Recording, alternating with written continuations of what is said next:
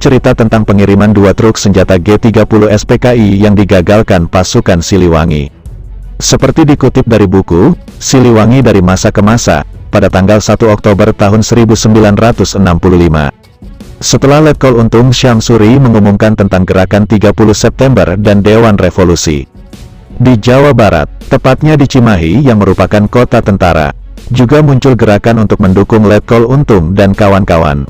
Menurut buku Siliwangi dari Masa ke Masa, beberapa oknum TNI AD membongkar paksa gudang senjata untuk selanjutnya mereka mengadakan demonstrasi keliling kota melalui berbagai jalan besar di Cimahi.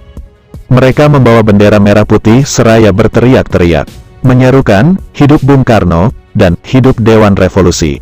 Kejadian ini kemudian disusul dengan aneka macam arak-arakan rombongan sejak tanggal 1 Oktober tahun 1965 sampai dengan pukul 4 pagi atau tanggal 2 Oktober tahun 1965 yang dilakukan oleh oknum-oknum dari Pusat Kesenjataan Artileri, Batalion Artileri Medan dan beberapa oknum dari Sekolah Para Komando Angkatan Darat, SPKAD. Ikut bergabung dari sejumlah massa dari pendukung PKI. Tapi aksi itu akhirnya bisa diatasi oleh jajaran Kodam Siliwangi yang langsung melakukan pengamanan dan penangkapan-penangkapan. Pada tanggal 2 Oktober tahun 1965 pagi hari segala kericuhan berhasil dapat diatasi. Sebelumnya untuk menyikapi situasi yang pada mulanya serba tidak jelas dan simpang siur yang ditimbulkan oleh petualangan G30 SPKI.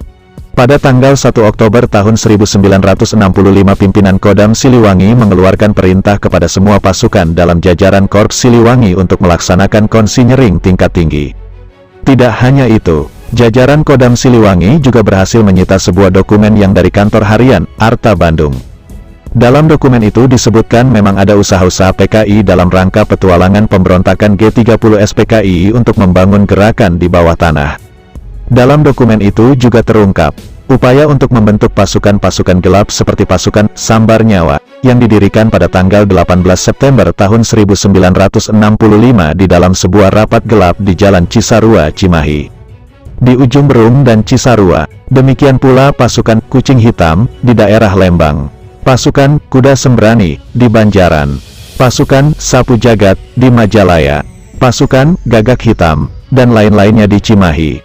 Akan tetapi kesemuanya itu tidak dapat berkutik dan berbuat suatu apapun di wilayah Jawa Barat. Tanpa ribut-ribut kesemuanya itu berhasil digulung oleh Siliwangi. Demikian seperti ditulis buku Siliwangi dari Masa ke Masa.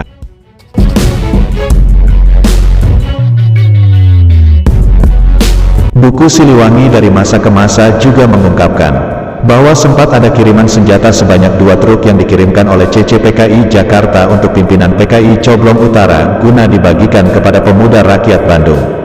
Tapi upaya pengiriman senjata sebanyak 2 truk itu dapat digagalkan pasukan Siliwangi. Rencana pengiriman senjata itu terendus ketika pasukan Siliwangi berhasil menangkap seorang tokoh G30 SPKI bernama Teddy Kardiman. Ketika diinterogasi oleh tim pemeriksa interogasi Petelrada Jawa Barat yang dipimpin Mayor CKH Atang dan Ami Harja, terungkap upaya pengiriman senjata tersebut. Kalau saja pengiriman senjata pada tanggal 1 Oktober tahun 1965 itu dapat berlangsung sesuai dengan rencana kaum pemberontak G30 SPKI, mungkin sekali akan jatuh korban-korban manusia, tulis buku Siliwangi dari Masa ke Masa.